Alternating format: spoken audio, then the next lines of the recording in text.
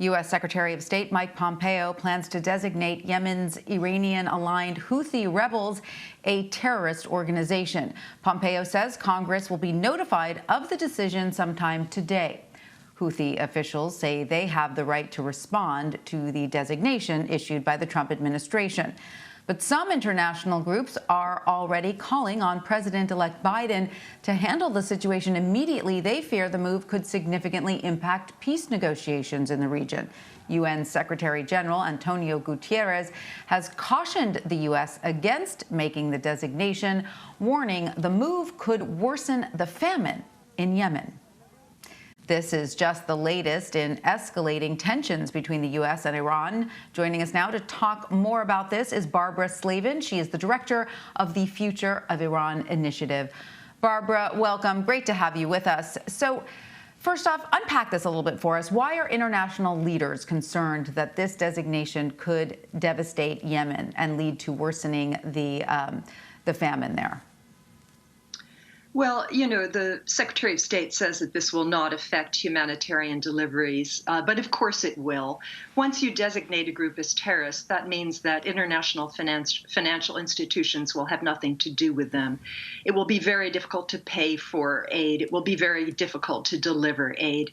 I see this really as just another act of spite on the part of Mike Pompeo, who has failed in his maximum pressure campaign on Iran to bring about any positive results. You remember he was one of the chief proponents of the United States quitting the Iran nuclear deal back in 2018.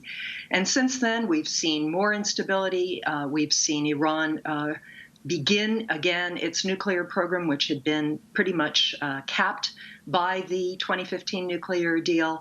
We've seen a lot of tension. We've seen the United States assassinate a chief Iranian military commander. So I see this as really an act of spite on the part of Mike Pompeo on his way out the door. And tell us a little bit more about the Houthis.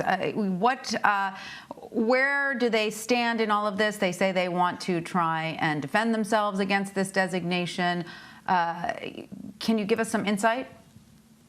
Sure. Look, the Houthis are not blameless. They have attacked civilians. They have sent rockets into Saudi Arabia.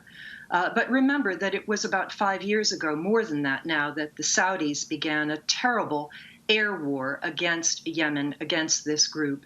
And as a result, the Houthis have actually become closer to Iran. They were not particularly close to the Iranians before.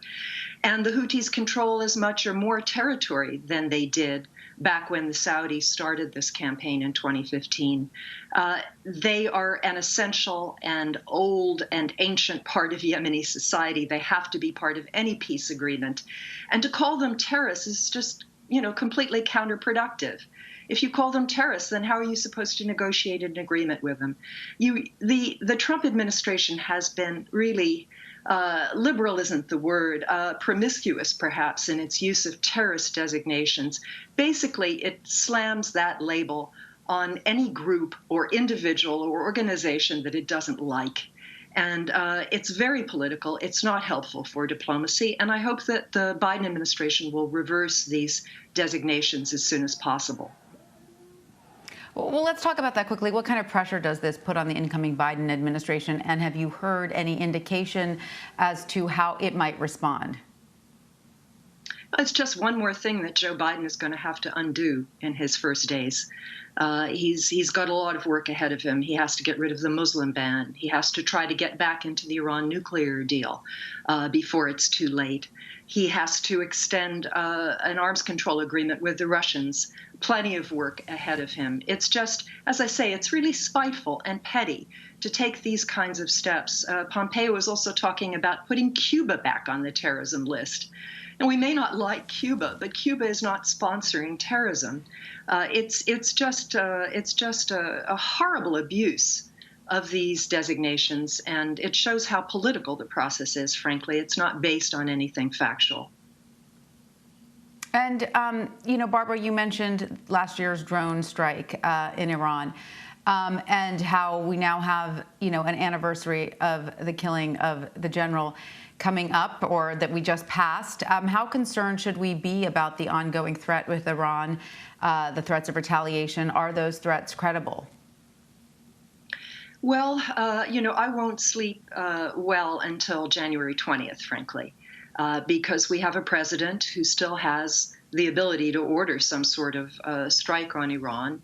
I do think, though, the Iranians are being careful. They are not taking any military steps against Americans in Iraq or Afghanistan or elsewhere in the Middle East that could provoke the Trump administration. That's why we see these terrorist designations. That's why we see more sanctions being rolled out every other day against Iran, against Iranian companies. It's the Trump administration's way and Mike Pompeo's way of saying, look at me, look how tough I am, without actually threatening a new war in the Middle East. So hopefully we're going to get out of this okay. But the Iranians reserve the right to retaliate for the assassination of Soleimani on Iraqi soil.